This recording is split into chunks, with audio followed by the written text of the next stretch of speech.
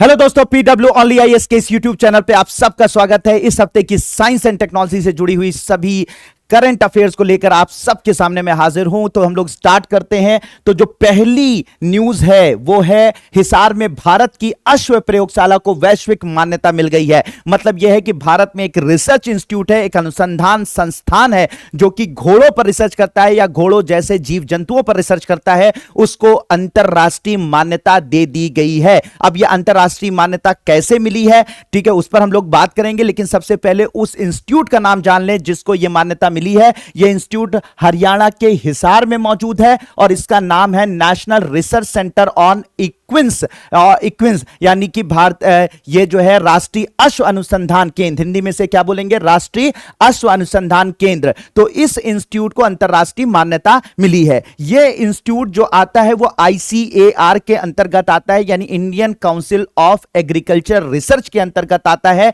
यानी भारत के Indian council of agriculture research के अंतर्गत इसको ये प्रयोगशाला आती है, ये इंस्टीट्यूट आता है, ये ऑर्गेनाइजेशन आती है, ठीक है। और इसको जो अंतरराष्ट्रीय मान्यता दी है वो विश्व पशु स्वास्थ्य संगठन ने दी है। किसने दी है? World organisation for animal health या विश्व पशु स्वास्थ्य संगठन ने इसको मान्यता दी है। अब क्यों मान्यता दी गई है, किस रेफरेंस में मान्यता दी गई है? असल में घोड़ों की या इस तरीके के जो भी जानवर होते हैं, घोड़े हैं, गधे हैं, ठीक है, खच्चर हैं, तो इस तरीके के जो जानवर होते हैं उनको एक बीमारी होती है, उसका नाम है इक्वाइन पिरोप्लाज्मोसिस। क्या नाम है बच्चों? इक्वाइन पिरोप्लाज्मोसिस। तो इक्वाइन पिरोप्लाज्मोसिस एक ऐसी बीमारी है जो कि टिक से होती है, यानी छोटे छोटे से कीड़े मकोड़े होते हैं, कीड़े होते हैं कुछ इस तरीके से, टिक जैसे आप कह सकते हैं कि दीमक होता है, या इस तरीके के जो कह सकते हैं खटमल होता है, तो उसी तरीके का एक छोटा सा कीड़ा होता है जिसे हम लोग टिक बोलते हैं।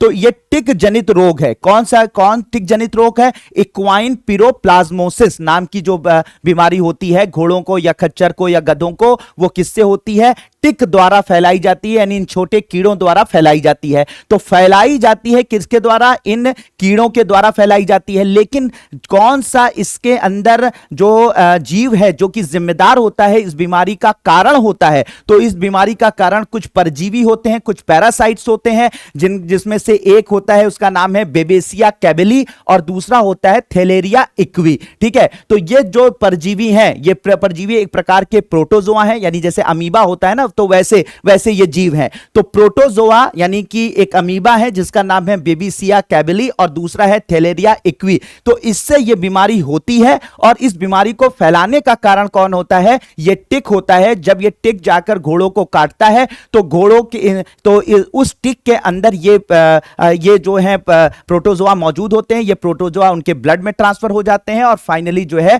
उनको ये बीमारी जिसका नाम इक्वाइन पिरोप्लाज्मोसिस है, ये घोड़ों को हो जाती है। अब यहां पर जब अगर बात की जाए कि ये घोड़ों को हो जाती है तो क्या इसके अंदर कौन कौन से सिम्टम आते हैं घोड़े के अंदर? तो घोड़े के मुंह में जो है वो छाले निकल आते हैं, छोटे छोटे दाने निकल आते हैं, घोड़ा जो है वो काफी कमजोर हो जाता है, उसकी बॉडी के जो मसल्स होती हैं यानी कि मांसपेशियां कमजोर हो जाती हैं, और कभी कभी इस कंडीशन में घोड़ों की मौत भी हो जाती है।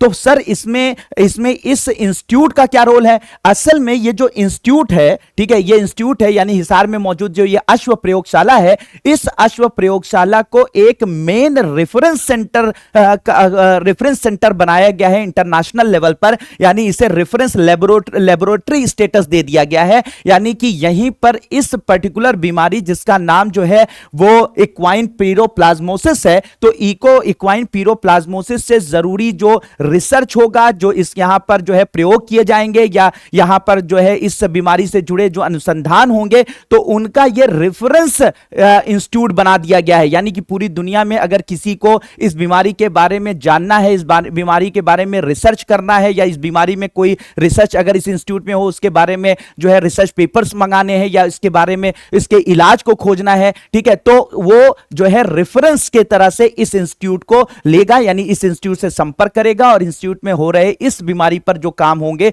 अश्वों से जुड़ी इस बीमारी पर जो काम होगा, इसको पूरी दुनिया में जो है यहां पर रिसर्च होगा, अनुसंधान होगा, ठीक है, अनुसंधान होगा, बीमारियों का इलाज खोजा जाने की कोशिश की जाएगी, और यहां पर जो भी अनुसंधान होगा उसको विश्व स्तर पर जो है लोगों को बताया जाएगा। अंतरराष्ट्रीय स्तर पर लोग जो हम लोगों के देश से संपर्क करके इसके बारे में जानकारी इकट्ठा करना चाहेंगे, हम उसे उनको जानकारियां देंगे, उनको उनका सहयोग करेंगे, इस बीमारी से के रिसर्च में उनका सहयोग करेंगे। उनका सहयोग भी हम ले सकते हैं इस बीमारी के रिसर्च में, या इससे जुड़ी हुई जो है वो कोई जो कह सकते हैं कि इलाज जो खोजे जाएंगे उनमें उनका भी हम सहयोग ले सकते हैं और उनको सहयोग भी कर सकते हैं। तो इस जो प्रयोगशाला है, ये जो अश्व प्रयोगशाला है, इसको एक रेफरेंस लेबोरेटरी स्टेटस दे दिया गया है। हम इसमें अंतरराष्ट्रीय स्तर पर जो है अपने जो रिसर्च होगा उसका लेन देन कर सकते हैं, अब किया जा सकता है, क्योंकि इसको विश्व पशु स्वास्थ्य संगठन ने क्या कर दिया है,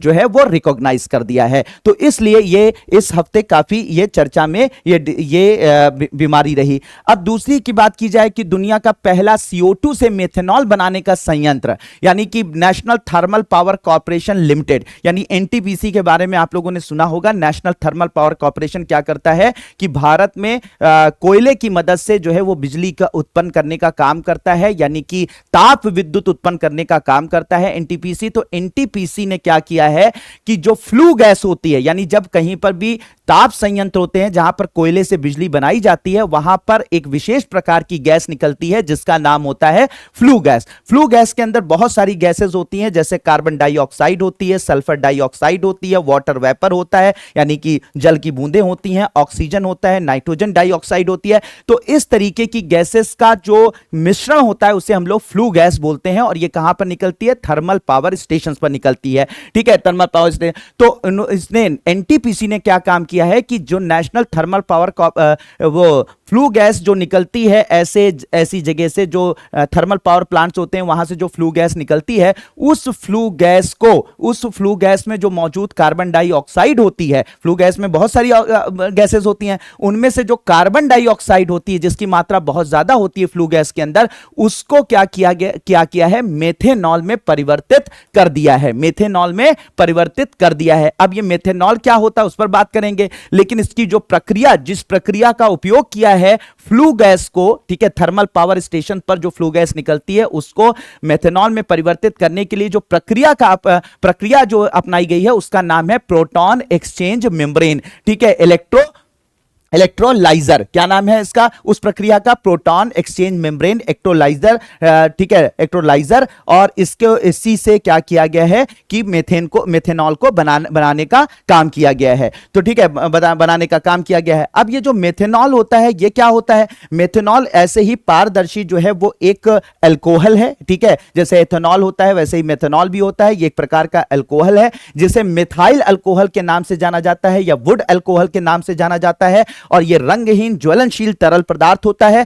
इसका जो उपयोग किया जाता है, यानी इसका जो उपयोग किया जाता है सबसे जरूरी ईंधन की तरह से उपयोग किया जाता है, यानी इसे जो है हम एक स्वच्छ ईंधन की तरह से, साफ सुथरे ईंधन की तरह से अपनी गाड़ियों में, ठीक है, अपनी गाड़ियों पर पेट्रोल की जगह पर या पेट्रोल के साथ मिश्रित करके इसका उपयोग कर सकते हैं, और साथ ही साथ इसको औद्योगिक विलायक की तरह से, यानी कि सॉल्वेंट की तरह से उपयोग किया जाता है। ये आपके जो स्प्रे होता है, यानी बॉडी स्प्रे होता है, ठीक है, इसके अलावा जो हम लोग कह सकते हैं कि ये जो आपका ये कोई भी चीज, मतलब आप ये समझ लीजिए कि हम लोग जो शेविंग क्रीम यूज करते हैं, या फिर हम लोग बात करते हैं कि ये सेंट की बात करते हैं, जो सेंट हम लोग यूज करते हैं, तो इसमें जो ये सेंट होता है या ये सारी चीजें होती हैं, उसमें सेंट को, यानी कि जो वो महक होती है, उस महक वाले जो पदार्थ होते हैं जो एक एरोमा देते हैं, एक महक देते हैं, तो उस वाले पदार्थ को मिलाया जाता है सेंट बनाने के लिए या डीओ बनाने के लिए।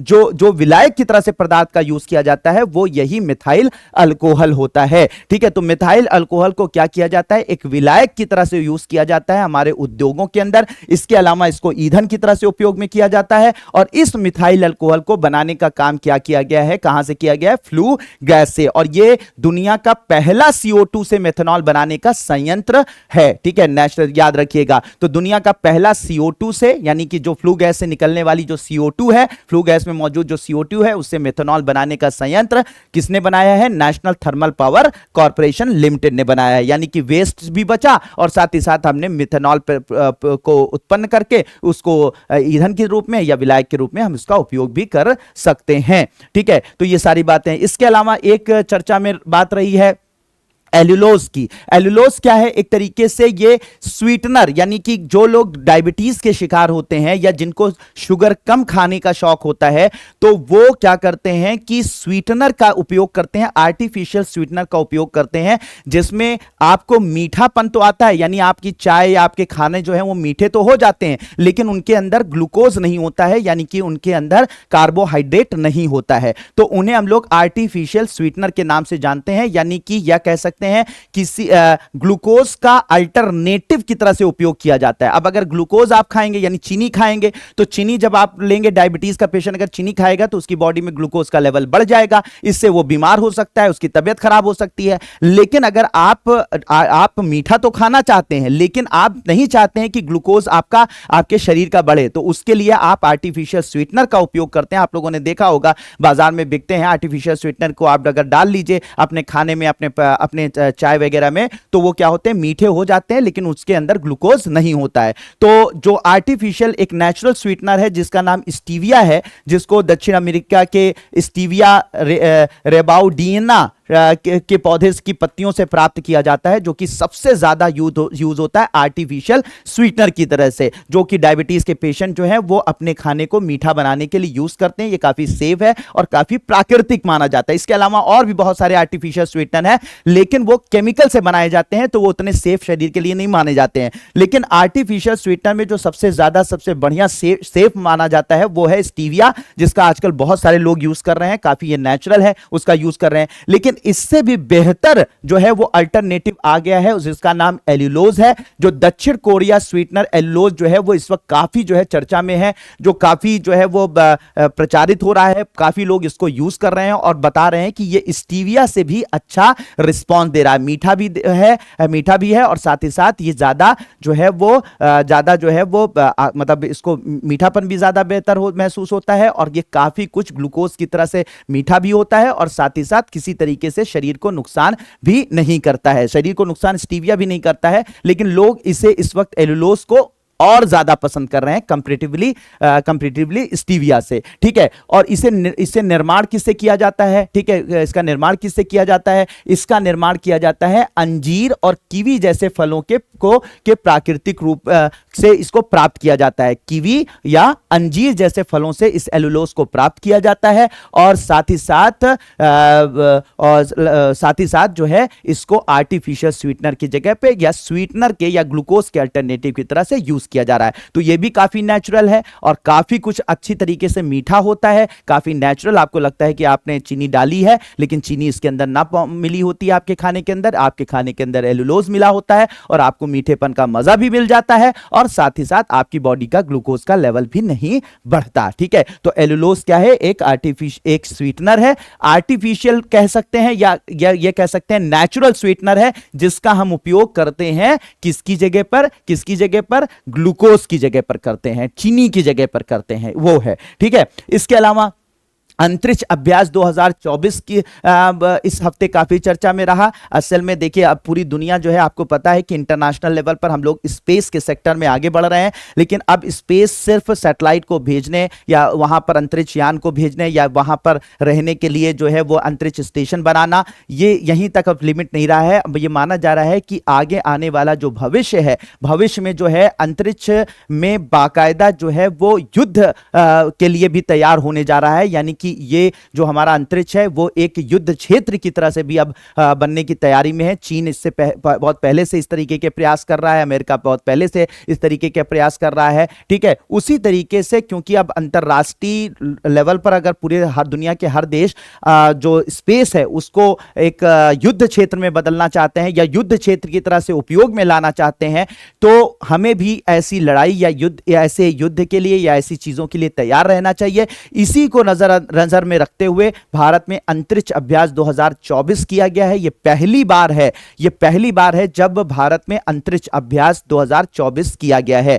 यह अब क्या होगा, इसमें बात चर्चा हुई कि हम कैसे फ्यूचर के लिए रेडी हो सकते हैं, कैसे हम फ्यूचर में अपने सैटेलाइटों का उपयोग कर सकते हैं, अंतरिक्ष जो इसमें सैटेलाइट जो हम भेजते हैं उनका उपयोग कर सकते हैं, अपने दुश्मनों की जो धरती पर हमारे दुश्मन जो मौजूद हैं उनके जासूसी करने के लिए। अगर हमारी कोई जासूसी कर रहा है तो हम कैसे कैसे उससे बच सकते हैं, अगर वो अपने सैटेलाइट को भेजकर हमारे देश पर नजर रख रहा है तो उससे हम कैसे बच सकते हैं। इसके अलावा अगर फ्यूचर में वहां पर वेपन ले जाना पड़ा, ठीक है, या वेपन का उपयोग अंतरिक्ष में हुआ तो कैसे हम उस पर काम करेंगे, कैसे हमारी तैयारी है, क्या क्या करना होगा। तो इन सब चीजों को डिस्कस करने के लिए, यानी कि संभावित चीजों, जो संभावनाएं हैं भविष्य की, उन पर चर्चा करने के लिए, और साथ ही साथ हम कहां पर कमजोर हैं, किन किन चीजों में कमजोर हैं, उन पर चर्चा करने के लिए हमने अंतरिक्ष अभ्यास 2024 किया है। और इस अंतरिक्ष अभ्यास 2024 में जो सेनाएं, जो एजेंसियां शामिल रही हैं, उसमें सबसे पहले भारतीय सेना शामिल रही है, जिसमें थल सेना है, नौसेना है, वायुसेना है, ये सब शामिल रही हैं। इसके अलावा रक्षा साइबर एजेंसी शामिल रही है, रक्षा खुफिया एजेंसी शामिल रही है, ठीक है, जो भी एजेंसियां इस तरीके से इनसे संबंधित है वो सब शामिल रही है। इसके अलावा इसरो और डीआरडीओ के प्रतिनिधियों ने भी भाग लिया है, क्योंकि इसरो के बिना तो अंतरिक्ष के बारे में सोचा ही नहीं जा सकता है। तो इसरो और डीआरडीओ के प्रतिनिधियों ने भी भाग लिया, भारतीय नौसेना के प्रतिनिधियों ने भाग लिया, इसके अलावा बहुत सारी खुफिया एजेंसियों के प्रतिनिधियों ने भाग लेकर इस भारत के पहले अंतरिक्ष अभ्यास 2024 को कंप्लीट किया। तो होप कि ये जो है ये भविष्य के लिए हमारे बहुत ही ज्यादा जो है वो फ्रूटफुल होगी। इस तरीके का अभ्यास, इस तरीके की जो कह सकते हैं कि ये जो कोशिश है, ये काफी हम लोग कंधे से कंधा मिलाकर हर तरीके के जो चैलेंजेस हैं उनको फेस करने के लिए हम लोग तैयार रहेंगे। तो ये इस हफ्ते की टॉप चर्चा में रहने वाली साइंस एंड टेक्नोलॉजी से जुड़ी हुई न्यूज़ थी। होप आप लोगों ने इसको एंजॉय किया होगा, समझा होगा, जानकारी इसके बारे में आप लोगों को काफ़ी कुछ हुई होगी। तो मिलते हैं हम लोग नेक्स्ट वीक अगले हफ्ते की जो भी चर्चाएं हैं साइंस एंड टेक्नोलॉजी से जुड़ी हुई, करंट अफेयर से जुड़ी हुई, उनको लेकर। तब तक के लिए thank you so much and may God bless you all.